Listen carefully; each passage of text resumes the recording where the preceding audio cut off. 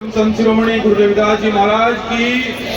बोलिए। परम संत शिरोमणि गुरु रविदास जी महाराज की शुभम। सर्वप्रथम एक ऐसे रहबर, अमरजीत, एक ऐसे संत जिन्होंने इस दुनिया में 650 साल पहले समता, समानता, बंधुता और भाईचारे के आंदोलन की शुरुआत कर एक देश और दुनिया में एक ऐसा प्रबुद्ध, एक ऐसा प्रचंड, एक समानता के लिए एक ऐसा स्तंभ स्थापित किया जिसको संविधान में यह भी कहा जाता है कि अब रानी के पेट से राजा पैदा नहीं होगा, अब मजदूर किसान का बेटा भी राजा बन सकता है। ऐसी विचारधारा को जन्म देने वाले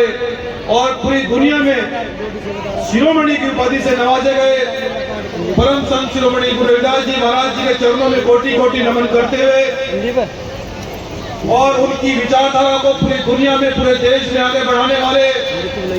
सदगुरु समनदास जी के चरणों में कोटि कोटि नमन करते हुए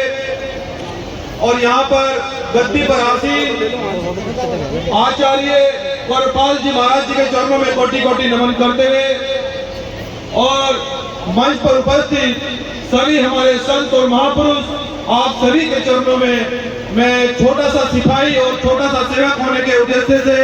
आपके चरणों में बार बार सर झुकाकर यह संकल्प लेते हुए कि आपकी विचारधारा को आपके सम्मान के लिए लड़ा जाएगा। और हमारे साथ में चलकर आए हमारे प्रदेश के अध्यक्ष भाई शुभम थंबड़ जी, संरक्षक भाई एडवोकेट करम सिंह जी और हरियाणा की आन, हरियाणा की बान, हरियाणा की शान हमारे भाई यीशु भाई, सम्मानित साथियों, बाबा साहब डॉक्टर अंबेडकर और मान्यवर साहब काशीराम जी कहा करते थे कि बहुजन समाज के लोगों, जिस दिन हम मानववादी विचारधारा से हटकर हमारा बहुजन समाज संतों महापुरुषों के नाम से इकट्ठा होने लगेगा, दीपू भाई, प्रिंस भाई, राहुल भाई, सबका सम्मान करते हुए जितने भी हमारे साथ में साथी हैं सबका सम्मान। मेरी माताओं बहनों, आज जिस प्रकार से आज संतों और महापुरुषों के जिन्होंने हमें रोटी, कपड़ा और मकान और शिक्षा का अधिकार दिया, उन संतों महापुरुषों के दरबार में हम उनका गुणगान, उनकी विचारधारा को अगर आगे बढ़ाने के लिए उपस्थित हुए हैं तो बहुजन समाज के लोगों, बाबा साहब डॉक्टर अंबेडकर ये कहते थे कि जिस दिन मेरा बहुजन समाज संतों महापुरुषों की विचारधारा को आगे बढ़ाने लगेगा, जिस दिन संत गुरु रविदास जी महाराज जी के विचारधारा को यह पूरी दुनिया के अंदर जन जन तक पहुंचाकर ये आगे बढ़ाएगा तो आर्थिक, सामाजिक और राजनीतिक परिवर्तन होगा। इनको कोई शासक बनने से नहीं रोक सकता। ये सदगुरु रविदास जी महाराज जी का इस देश के अंदर राज आएगा। और कैसे राज आएगा माताओं बहनों, मैं भाइयों बहनों आपको बताना चाहता हूँ, जिस राज की परिकल्पना सदगुरु रविदास जी महाराज जी ने 650 साल पहले की, वो कहते थे कि हम बेगमपुरा राज चाहते हैं। कैसा बेगमपुरा राज? जब इस देश और दुनिया के अंदर बड़े बड़े राजाओं ने, बड़े बड़े तानाशाहों ने, उन्होंने सामाजिक, आर्थिक और राजनीतिक गतियों पर कुंडली मारकर बैठे थे। मजदूर का बच्चा कितनी भी मेहनत करे उसकी कोई औकात नहीं होती थी और राजा का बेटा कुछ भी न करे वो महान होता था। लेकिन सदगुरु रविदास जी इस दुनिया में आए, उन्हें कहा कि कर्म ही पूजा है, जाति से कोई नीच नहीं है, जो कर्म करेगा वो आगे बढ़ेगा। इस देश के अंदर एक मजदूर किसान का बेटा भी डीएम, सीएम और पीएम बन सकता है। उस विचारधारा को परम पूजनीय बाबा साहब डॉक्टर अंबेडकर ने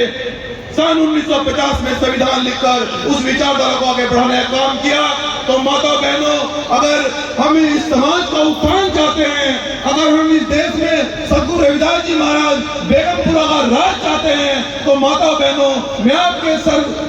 चरणों में सिर झुकाकर आपसे प्रार्थना करता हूं, क्योंकि बेटा हूं, आपका भाई हूं। मैं प्रार्थना इसलिए करना चाहता हूं कि आज तक हमारा बहुजन समाज इसलिए शासक नहीं बन पाया कि वो मनोवादी रास्तों पर चलकर जितना भी धन कमाता है वो उन मनवादी गल्लों में डालने का काम करता है। लेकिन आज मुझे बड़े फक्र हो रहा है और अपनी माताओं बहनों को देखकर मेरा सीना चौड़ा हो रहा है कि अब मेरी माताओं बहनों को कोई गुमराह नहीं कर पाएगा। अब ये सतगुरु रविदास जी महाराज जी के दरबारों में बैठना सीख गई है। अब ये बाबा साहब डॉक्टर अम्बेडकर को इन्होंने पढ़ लिया है और अब तुम्हें माताओं बहनों कोई डीएम सीएम और पीएम बनने से कोई नहीं रोक सकता है। इसलिए मैं ये चाहता हूँ कि आप लोग इस विचारधारा को जो सतगुरु रविदास जी चाहते थे, गुरु रविदास जी ने बड़े बड़े राजाओं को, बड़े बड़े पूंजीपतियों को, जब इस देश के अंदर तानाशाही थी, जब इस देश के अंदर कट्टरवाद था, जब इस देश के अंदर छूत थी, दलित को छूत कहा जाता था। दलित कितना भी संघर्ष करे, वो कितना भी पढ़ा लिखा हो, जैसे बाबा साहब डॉक्टर अम्बेडकर से पढ़ा लिखा व्यक्ति आजादी के बाद कोई नहीं था, लेकिन बाबा साहब का छूत आ गया। जिस व्यक्ति को स्कूल के बाहर बैठने नहीं दिया जाता था, जिस व्यक्ति को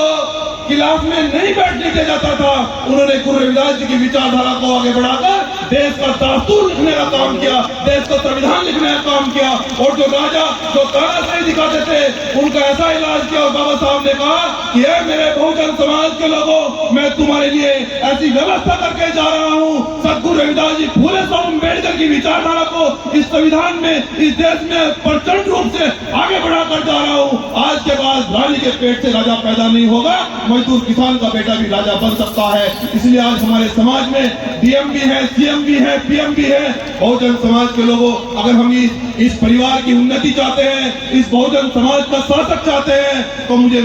कहते हुए बड़ा फक्र हो रहा है कि जितने भी हमारे संत मंच पर बैठे हैं, जिन्होंने गुरु रविदास जी की विचारधारा को आगे बढ़ाने का काम किया, तो मैं एक सेवक होने की वजह से मैं आपसे संकल्प लेता हूँ, आपके चरणों में फिर से शीश झुकाकर ये मैं आश्वासन देता हूँ कि आपकी विचारधारा को हम ईमानदारी से आगे बढ़ाने का काम करेंगे। एक सेवक के रूप में मैं पूरी मंडली को और सभी आयोजक कार्यकर्ताओं को और आचार्य गौरपाल जी को मैं उनके चरणों में भी सर झुकाकर यह आश्वासन देना चाहता हूं कि जब भी कोई आदेश आपका होगा, जब भी आप हमारी कोई ड्यूटी एक सेवक के रूप में लगाएंगे, आपका बेटा, आपका भाई भीम आर्मी जैन संगठन उस पर खड़ा उतरने का काम करेगा। जय भीम, जय भारत। और हमारे जिलाध्यक्ष काजल भाई, उनका भी बहुत बहुत सम्मान, धन्यवाद।